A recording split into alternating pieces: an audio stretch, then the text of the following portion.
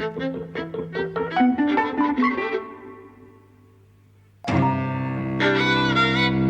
and welcome to Eavesdropping at the Movies. I'm Mike. And I'm José. And we've just seen The Lighthouse, written and directed by Robert Eggers, who previously did The Witch in, I think, 2015 or so. You've seen that? Something like that. Yes, I have seen it. And I like that very much, actually. Which was that, what was that? It was kind of a ghost story? It was to do with witches in New England, I think in the 17th century.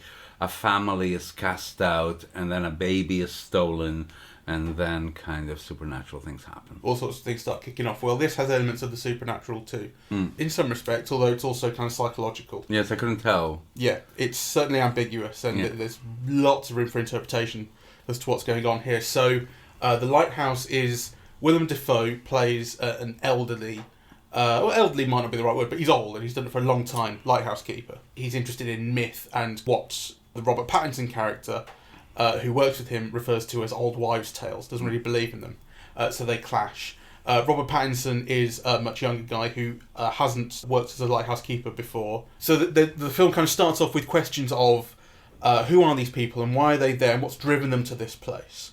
Willem Dafoe's character really is at home there, and Robert Pattinson's sees it as an escape. And so you start to kind of get into why are they there, what drives them there, and how are they going to cope. And it's supposed to be a 4-week job that turns into a much longer one when a storm strands them there, and things start to kind of devolve into psychological and psychosexual weirdness. Spoilers will be coming up. It's not a film with huge twists, but it gradually moves, but we're going to talk about the whole thing, so spoilers ahead. Yes, so I mean, one of my questions coming out of the cinema, one of my many questions, because I think it is a film that you leave the cinema thinking, what was it about? Yeah, what happened there? And I thought, is it a gothic? You know, and I wasn't sure. But I see from looking at the British Library's definition, or loose definition, that it could certainly kind of be seen as that way. It's kind of set in a liminal place, in a faraway place. It has kind of elements of sexuality and repressed sexuality, and kind of non-acceptable sexuality. It touches on moments that are kind of forbidden. It says here terror versus horror, which is an interesting one for this. Power and constraint, which is, one of the themes of the film. There's something about clashing time periods, which I'm not sure. It is kind of... You don't know when it's set, really, do you? I mean, It seemed clear to me, I must say. How so? Well, I didn't have a question. It seemed obvious to me that this was late 1800s. I just didn't really have a question about that. The accents, the environment, the kind of place, and the equipment that they used, and the dress, and that kind of thing. It didn't seem to be suggesting an ambiguous time period. Well, for me, it could be anywhere between the time of the publication of Moby Dick and the 1920s. Right. So... Okay. So that's quite a long time. Does that make a difference to you, that it has this... that it could be seen as having a wide sort of berth?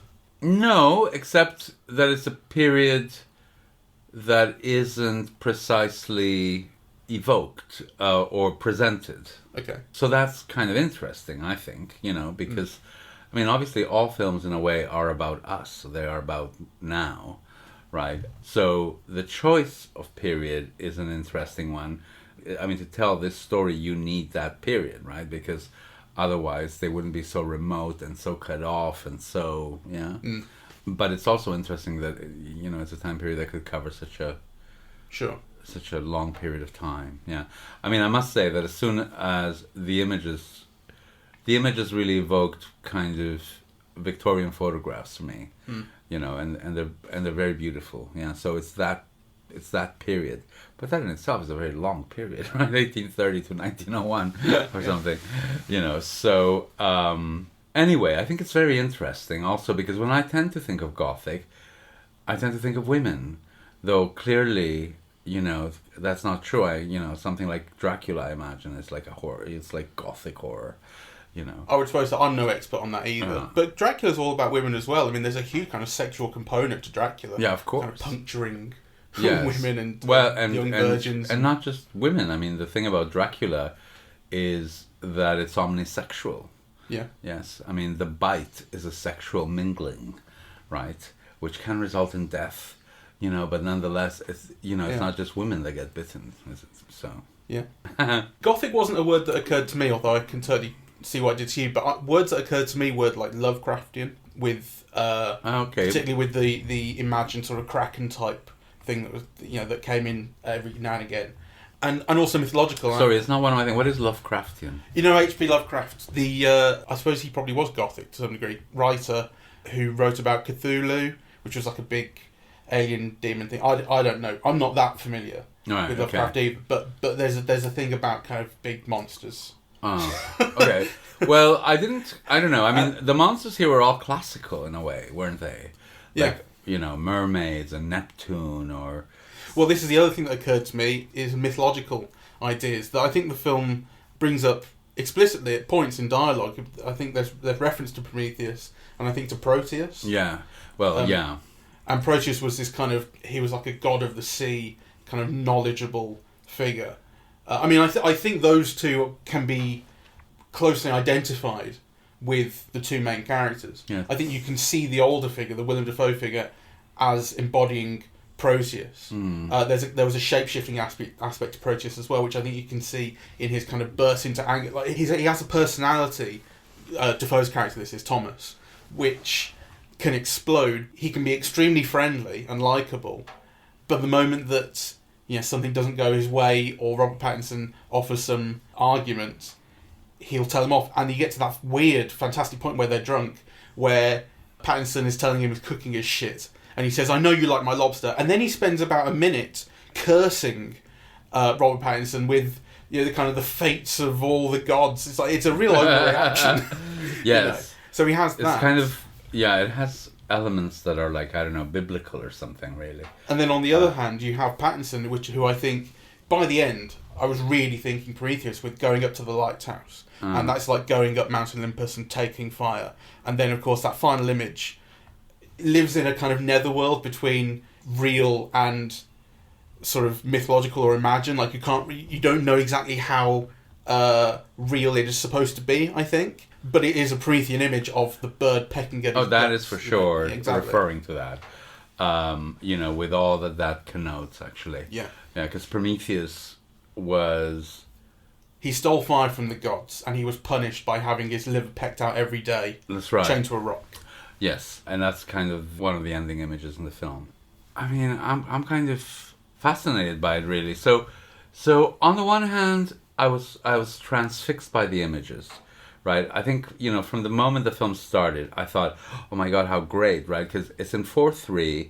It's actually not quite in 4:3. I did check. It's in 1:19, and 4:3 is the equivalent of 4:33. So it's a little bit narrower. Yes, it is. Actually, I mean, it did. I was trying to think. Is it a square frame? Is it 4:3 or is it something else? Because it doesn't. But early films, before they figured out how to do the strip with the sound, they were 1.19. Yeah. This is also what I was looking up. 1:19 it's the movie tone ratio, which was used briefly. This is a Wikipedia. Used briefly during the transitional period when the film industry was converting to sound from 1926 to 32 approximately. And The Lighthouse is actually name checked on that Wikipedia page as a film that has used it, as well as Sunrise and M and Hallelujah. Oh, fantastic! Well, it's a fantastic ratio, actually, and it's really suitable for people's faces. And that's the thing that is most kind of stirring and also kind of mysterious, really, in the film, because just the way that Willem Dafoe looks, is really kind of extraordinary. Oh, yeah, aside from what he does, I mean, just the look and how he's filmed, and it's just thrilling to see. What was the film where he played Van Gogh? That we saw, which we didn't like very much, but he was incredible. He was incredible, and he has a similar heavily. It's like he's encased within his own facial hair. Yeah, and it drives him mad. He's fantastic to see, and actually, I also loved watching Pattinson, because he's got a strange face, that can seem both very beautiful and also kind of ordinary, Okay.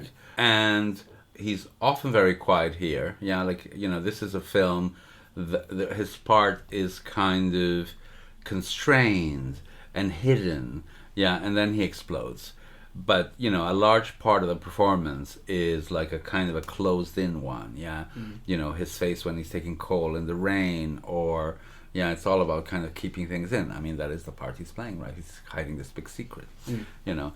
And in some moments, he looks incredibly beautiful, and in some moments, he just, you know, he looks like a kind of a Victorian photograph of an ordinary workman, you know. And I thought that was kind of interesting, the way it kind of...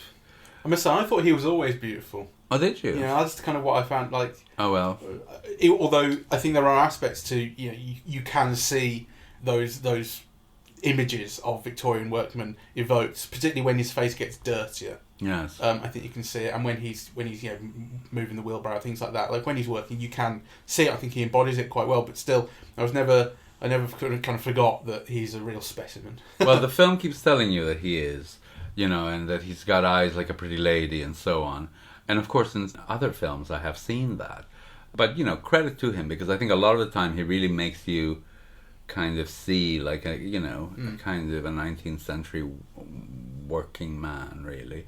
His accent as well, I think, is very good, and that's one of the things that pointed me towards locating the film in the late 1800s, because it's an accent that is, it's basically Bill the Butcher in Gangs of New York. It's that late 1800s New York accent that's kind of, it's quite thick. There's some quite kind of idiosyncratic about it, and I think he pulls it off extremely well. Yes. It's very convincing. The film is basically a two-hander, so without the performances, it would sink.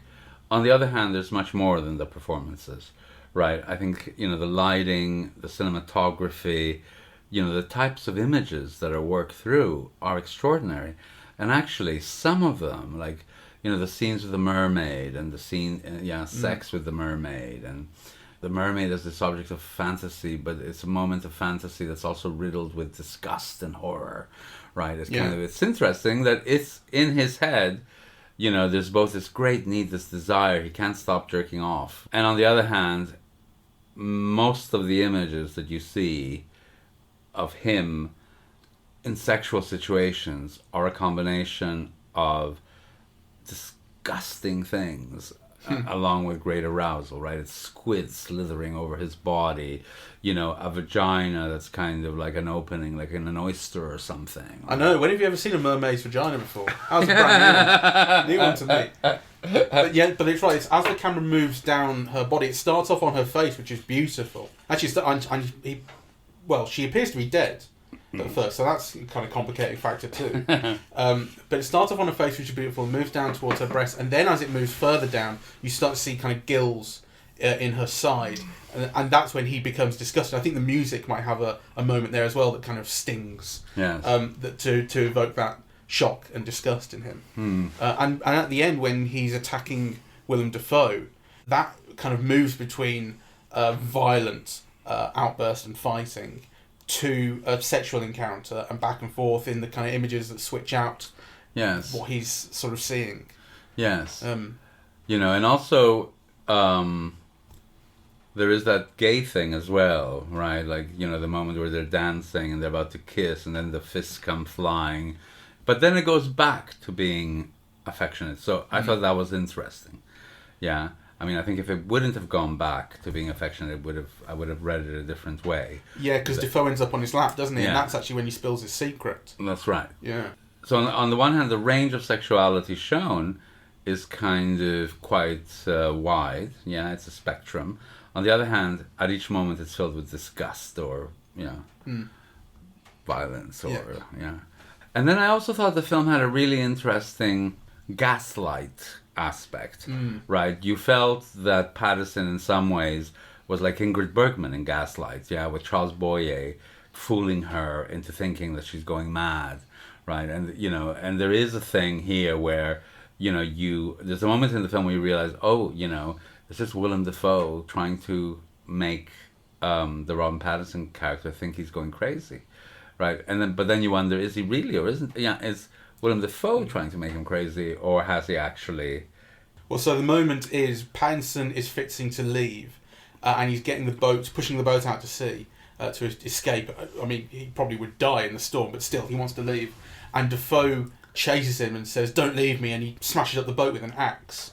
And then inside, Dafoe says to him, "You smashed up the boat." So what is your view? Do you think that Willem Dafoe is trying to make him go mad? I was confused. I think because that was the only moment that really explicitly happened, I took that to be Dafoe lying to him. Yeah. I didn't take it to be Pattinson actually having done it, and we were inside his head, so we didn't see that. Yes. That's not how I took it. I understood it to be Dafoe actively gaslighting him.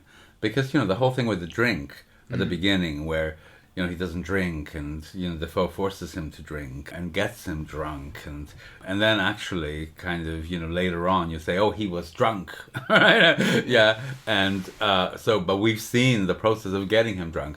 So actually that leads me to think that it's active gaslighting on Willem Dafoe's part. But then you ask why. Yeah, well, there's a whole thing about control, which is a word you brought up earlier from the gothic definition.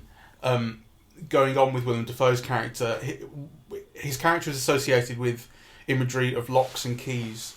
There's the lock that goes up to the top floor of the lighthouse, and there's the lock to his cabinet where he keeps what you discover is a log that he's been keeping on Pattinson. Yes. Later on.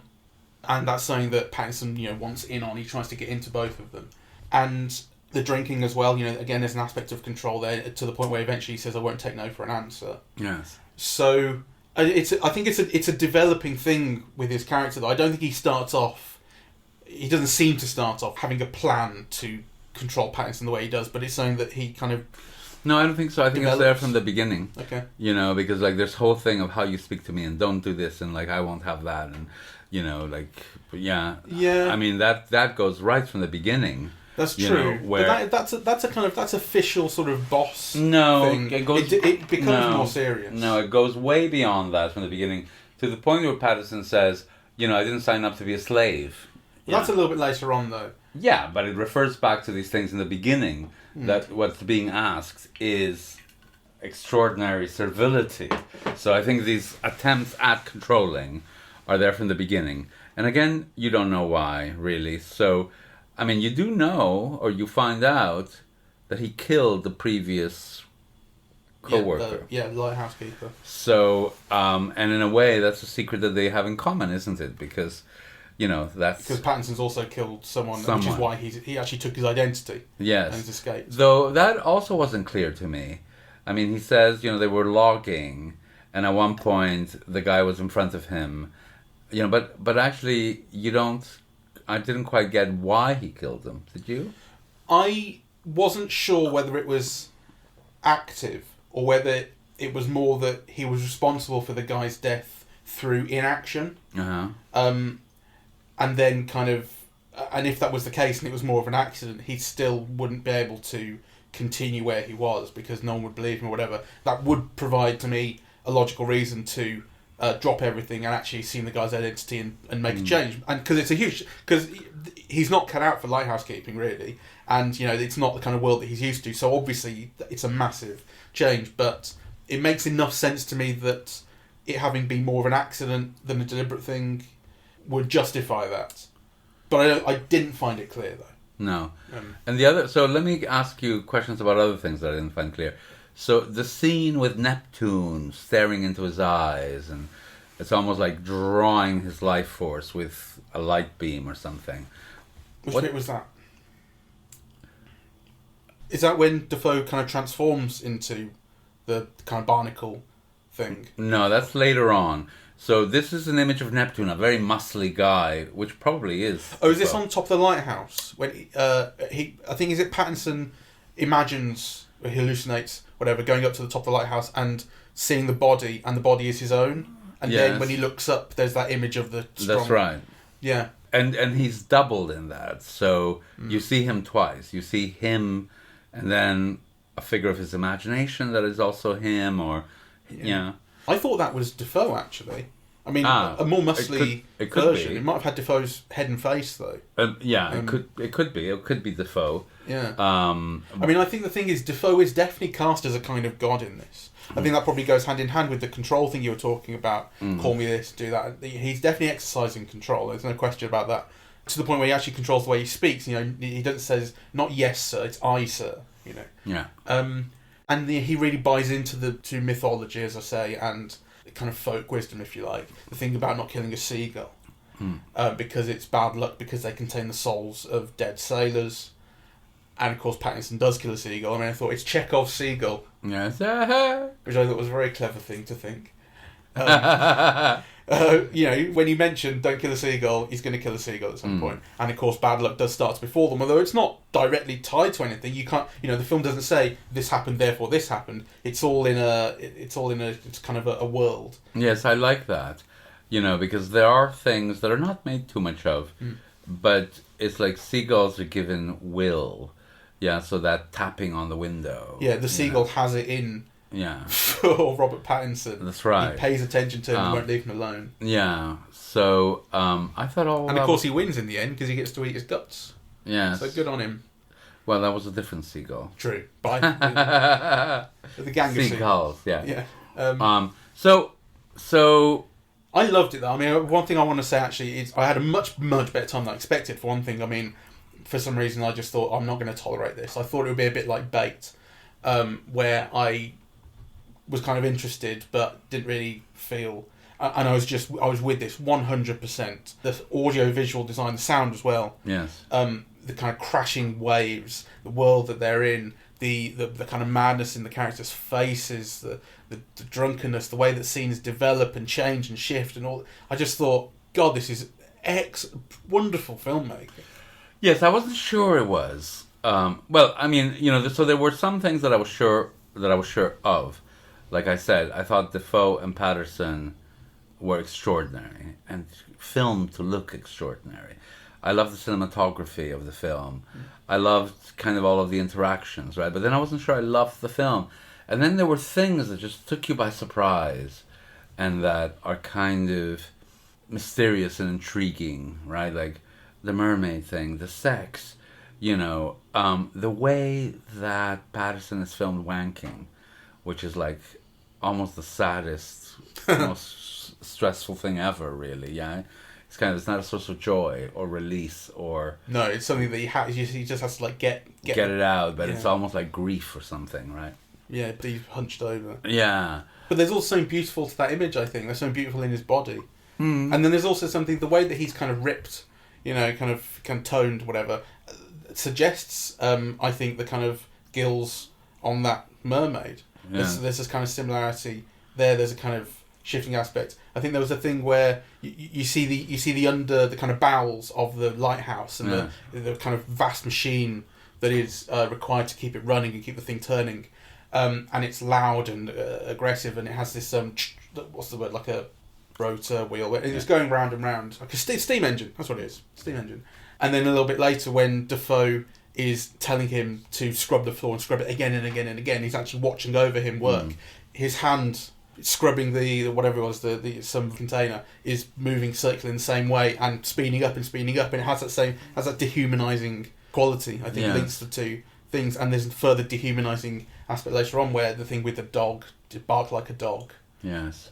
And burying him. That was amazing. But let's go before that, because one of the things that's set up is there are these different spaces. So there's the outside, which is really inhospitable. It's stormy, windy, rainy, rocky, and you mainly see Patterson with a wheelbarrow, pushing coal in the rain, kind of. It's full of imagery like that of just exhaustion or work or stress or in this very inhospitable environment. Then there is the places they share together in the lighthouse, the living spaces, the various living spaces. But then there's the upstairs, which he's not allowed to go in. And that's also very gothic, to not be allowed to go into certain spaces, where then somebody always goes and finds something terrible, that you can't return from. And of course, this is where the light is. And I thought that was so interesting because at the end of the film, when he goes into that light, into the top where the light is, and he opens the door of... Well, it opens. He doesn't even touch it. Okay. It opens for him. It opens. It felt to me like a spaceship or something. Yeah? You know, yeah, it did. It felt like a 1950s version of a I spaceship. know what you mean. It had like a 2001, like that's the obelisk type thing, like and you feel so small in that moment compared to whatever this thing is. Yes. Also, the way it looks as well, the Fresnel lens that puts out the image is a weird looking alien, geometric thing. Yeah, and then he gets his eyes. He's blinded by the light, or there's a beam of light that hits his eyes, or something, isn't there? Or a power source of light that kicks him down the stairs of the whole lighthouse, right? I mean, so what do you make? Well, how do you interpret that? Well, I think it was kind of. It made me think of Marcellus Wallace's briefcase in Pulp Fiction, thinking like we can't possibly show you what it is, but it's just a light and it's powerful and it means everything. But it did a funny thing where the image it becomes so bright that I think it might even turn negative, like because I'm looking at the inside of his mouth, which should be dark, and it's brighter than everything else. So I wonder whether it was a photo negative, and then the sound as well. I think it was actually the sound as well. He's screaming, but it becomes distortive in a way that seemed conspicuously digital, conspicuously kind of the way that the sound was kind of clipped and distorted as he starts screaming, didn't seem to me like an effect that you would associate with analog sound, particularly kind of phonograph, whatever, of the era. It was something that really seemed to be a digital effect. There was a kind of breaking down of sound and image at that point, and I don't know whether it means much that it seemed digital to me. I don't know if that's particularly meaningful, but it's like the image becomes negative, possibly, certainly blown out. The sound becomes blown out. And that's all the information that we have, right? That's what a film is. So in looking at this thing and whatever it is, everything starts to break. Yes. So can that be tied to the myth of Prometheus, with the light and the punishment? And the thing about Prometheus was if Prometheus was around today, he'd be a hero, right? Like, the gods shouldn't have shit to themselves. Yes. He'd be here. Well, 1%. Exactly. But then the analogy isn't too straightforward, because whatever Pattinson's doing up there is really more personal. Like, saying it's more, you have this and I don't, and I want to see it. Right. It's certainly not about whatever's up there I'm going to bring to people. Like, that's nothing. No, but yeah. But there is definitely a sense of it's about defiance, really. Is it? Or I don't know. Well, ambition? I don't know. I mean, the story is basically this broken man comes to escape. Yeah, comes to this forsaken place in the middle of nowhere where there's no one except this one person. Yeah, and he comes to build a new life, right? That's what he comes there for. He takes on a different identity in order to start a new life, to get a second chance at life. Yeah, that's the premise, really. And then, of course, he encounters Willem Dafoe, who's intent on controlling him, on making him his slave, on, driving him mad and gaslighting him constantly. And then he revolts, but he revolts out of desperation and madness. And then he gets punished at the end with, like, the seagulls eating his stomach. So I'm not quite sure what to make of it. Yeah. He didn't seem to deserve the dream, but there's something about kind of not fitting in the world that he's in, I suppose. Like, he doesn't have a relationship with the world that he's come into and the nature around him. The nature seems to find him hostile immediately. Yes. Like the seagull has a problem with him before he has a problem with the seagull. Yeah. And he's just trying to get on with it. And he does seem to be there, kind of, whatever might have happened in his past, he's there kind of for the right reasons early on. He wants to do this job, earn his money, save it up, build his new life. Yeah, I mean, he says basically all he wants to do is build a roof. Yeah. Eventually, I'll have a roof over my head, and then no one can tell me what to do. Which seems to me very modest wants, and he's denied them. Yeah, and it didn't seem to me, at least initially, that Dafoe either was that hostile. I know what you're saying about the. I found him hostile immediately. About the control, but that to me seemed like he's the guy who's been there forever. He knows how things are done, and he shouldn't have to pay too much respect to this new guy. He needs to tell him how to do things. But there was a tone, and I did read it as hostile, actually. Okay. Though, I did expect, maybe, because films with old curmudgeons usually begin like that and then they turn sweet. This one does not turn sweet at all. You know, and actually there's that whole thing about why did you tell me your secret? Why'd you spill the beans? Why'd you spill the beans? Which gets repeated like 40 times, right? As if there's been some transgression rather than, you know, a welcoming confidence. Yeah. Yeah. Why'd you spill your beans on me? Yeah. The voiceover goes, I didn't want to hear your secret. And then, of course, once he does know the secret, that gives him leverage and power and whatever. But I must say, I didn't find him especially hostile straight away. I thought there was... It started off as a kind of employer-employee relationship to me that didn't seem too out of place. And as the film goes on, and you get to the point where you get this questionable gaslighting, possible gaslighting, it's become much more hostile by then. No, there are too many constant threats and humiliations and so on to make it just seem like an ordinary... Well, yeah, after 2 weeks he says, will you please call me by my name? Yeah. And he does. Well... And he doesn't take the piss out of him for it. No, well, you know, it's an American film, you know, so actually the assumed equality is straightforward, should have been straightforward, and it isn't, you know. Well, there's no equality there. He's his boss. Yes, but there's a difference between a boss relationship and a slave relationship, right? I really don't see it. I see it as a boss relationship. Well, I don't. I think it transgresses employer-employee relations, and it's an attempt to control and humiliate. In fact, is what happens in the film.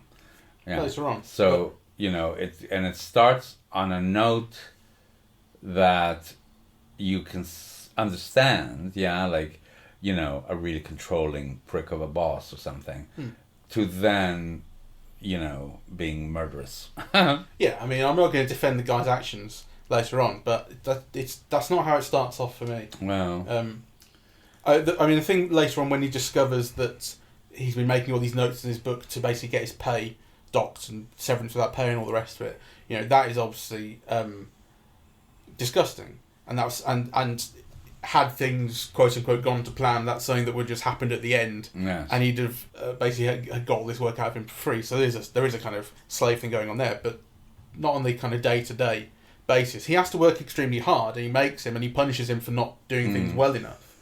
But it does seem to me like more of a prick of a boss, as you say. Well, but it's to an extreme. Anyway, we can disagree on that.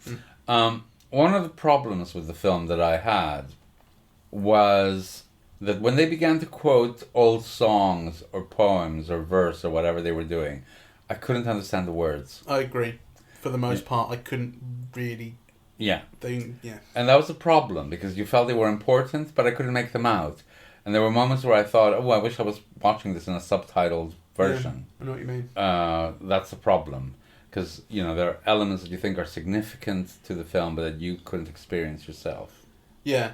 And that's why, like, it's the filmmaker's fault. You just pick up. I just vaguely picked up on, you know, the word Promethean, or one of the two other things, and you thought, oh, that is meaningful. Yeah. Because I started to tie it to everything else, and if I'd understood more, if I'd heard more, I wish I had understood the words. Yes. It's a film that I want to figure out better, you know, but that actually it's mysterious and intriguing and beautiful to look at and very suggestive. And I don't mind that I don't understand absolutely everything about it. Yeah.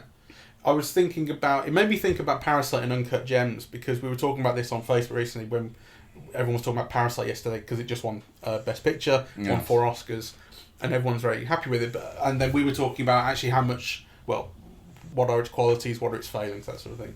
And I was saying that the concise version, I suppose, of the conclusion that I'd come to about Parasite was as clever as all of its structures and kind of design are, it didn't make me feel anything, and that was a problem to me. And, you know, I compared it to Uncut Gems, which is all feeling.